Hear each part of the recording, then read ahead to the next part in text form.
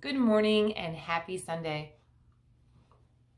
On today's episode of Dog Training at the Kitchen Table, we are going to be discussing stubborn dogs. And I'm here to tell you that there is no such thing as a stubborn dog. And while I know some people are going to jump into the comments and try to convince me otherwise, this is a position I'm going to be pretty unmovable from. So as somebody who has a pretty bad sailor's mouth, I like to joke and say that the only curse word I know is the word stubborn. When someone references their dog as stubborn, it sends my hackles up, sends my spidey senses going crazy. And there's a really big reason for that. So first we have to examine what the word stubborn even means. So if we pull out our dictionaries, and I want you to know that I'm not making this up on my own, stubborn means unreasonably unyielding. Unreasonably unyielding. Dogs just cannot do that. They cannot be unreasonably unyielding. There's another, more positive definition though, and it's justifiably unyielding. So never have I ever heard anyone reference their dog as being stubborn being a good thing. For people though, if you're stubborn because you've taken up a position and that position is generally morally right or ethically right, you don't have to back down. You're justified in being stubborn and not hearing a different argument or whatever the case may be. Okay, so when it comes to our dogs though, people are saying their dogs are stubborn and they're doing this, and it's not a positive thing, it's a negative thing. So it's argumentative, their dogs are being non-compliant, the dogs are doing things that the owner believes they know better. The dog knows better. And what we have to do is not only examine the definition of stubborn, which is unreasonably unyielding. You know, when I think of this, I think of walking into the kitchen and seeing your spouse attempting to open the oven door by the side, okay? And Biff, come here. Biffles. And you walk into the kitchen behind them, come here. And you take it by the handle and you go, look, honey, there's a handle and you don't burn your hands and it makes it really easier to open. And this person says, no. I've been opening it from the side of the door since I could cook. This is how I'm going to do it. How unreasonable. But dogs, when you show them a better way, they just do it. Now, the reasons that they might not, because I know, I can already hear the comments coming in, and I can hear them, and I know what's going to be said because I have met dogs who on the surface make me go, ooh, I'm about to say my only cuss word. I'm about to say stubborn. But when we get down to who dogs are as a species, as a breed, and then as individuals, and then we get down to the nitty-gritty of what has been missing in their training, then we go, this isn't a stubborn dog. This is a dog who has learned over time that they do not have to listen. This is not a choice. This isn't like a unreasonable conscious decision on the dog's part. They dashing out the front door is pleasurable. There are squirrels out there and rabbits out there and kids on skateboards, leaves blowing in the wind, whatever.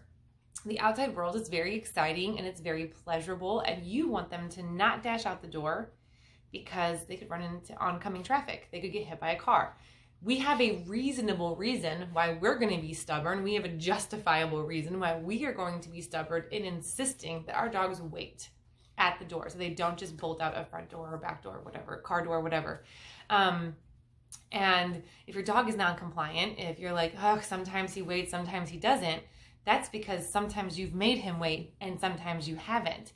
And the reality is that going out the door is always reinforcing. It's always pleasurable. It will never not be.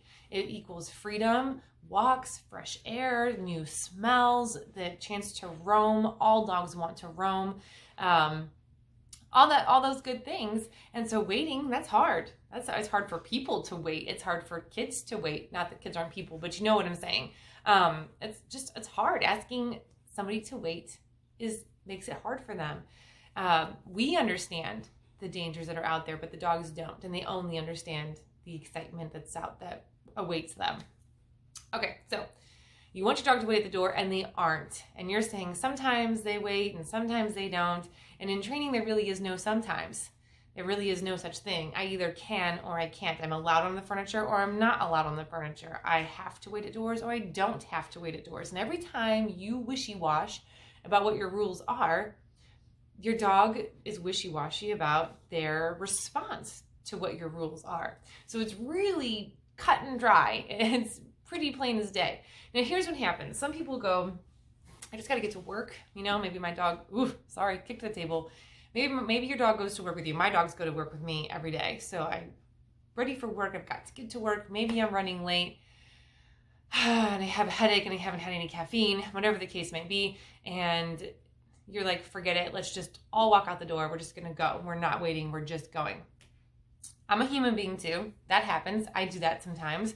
The difference is that as the human being, as the one with supposedly higher intelligence, I have to then make a mental note.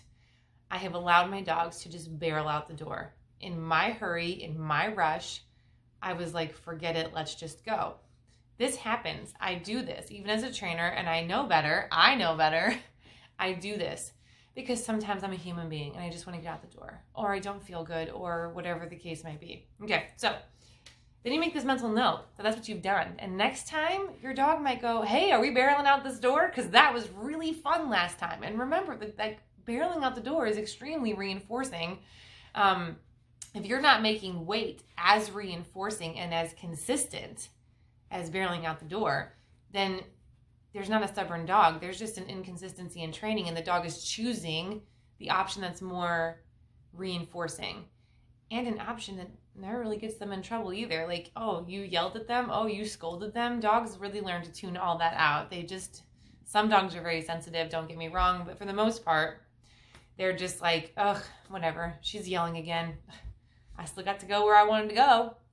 Okay, so stubborn is really an unreasonable behavior, right? They are unreasonable. And you have to be honest as the dog's owner, caregiver, trainer, what have you. You have to be really honest with yourself. Did you put more value into the behavior you want and remove value from the behaviors you don't want? Jumping up is a perfect example. Jumping up is an expression of emotion to dogs. When they have an emotion, when they get excited, when they have adrenaline or other chemicals going through their bodies, they want to jump up. Not all, but a lot do, right? They want to jump up. They get excited to see you. They want to jump up. One, we have been teaching them to do that from puppyhood. If you got your dog as a puppy and you pick them up and you bring them to your face and you smush them and you tell them how cute they are, then they reach 80 pounds and they still want to come up to your face. You did that. You taught them to come up and meet your face. Okay, so now you're trying to teach them not to jump, but jumping is innately already reinforcing. It's now been reinforced their entire life if you got your dog as a puppy. And now all of a sudden you're trying to say, don't do that.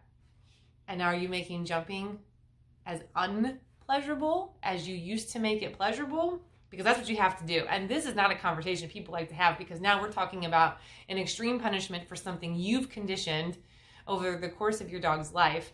And the punishment has to be powerful enough to stop the behavior, to make them go, that's a behavior I do not want to do anymore. Okay. Or you have to be so excessively consistent in your need for them not to jump. And that means maybe not even laying, some dogs, that can mean not even laying across your lap on the couch.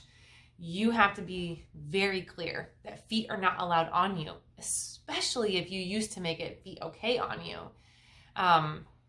If they don't have to wait at the back door, then they don't understand that they have to wait at the front door. So what I'm getting down to is, if you're living with a dog that you're going to call stubborn, you're going to describe as stubborn, then you've got to ask yourself the behavior they're stubborn about. Have we removed value from the undesired behavior and applied value in a desired behavior? Did we make doing what we want better than what they want to do? And I'm going to tell you, if they're still doing the undesired behavior, you haven't. You haven't made what you want so desirable that they would choose that behavior. So it comes down to proper training, proper management of the undesired behavior, or proper correction of the undesired behavior. It really depends on your training style, your dog, how badly you need something to stop. all those good things. And then it comes down to being fair to the dog as well. Like I said, have you been conditioning something this entire time and now you're insisting something different, which is very confusing to the dog. And once again, would not be stubborn. You're the one who created the confusion. So your dog isn't choosing to be stubborn, they're just confused, and they're just choosing the behavior that's been reinforced consistently throughout their lives. So I know the comments are going to come in. Go right ahead, leave the comments, talk about your stubborn dogs, and then we can hopefully have healthy conversations about how to build higher value for the behaviors you do want. Have fun with your dogs today.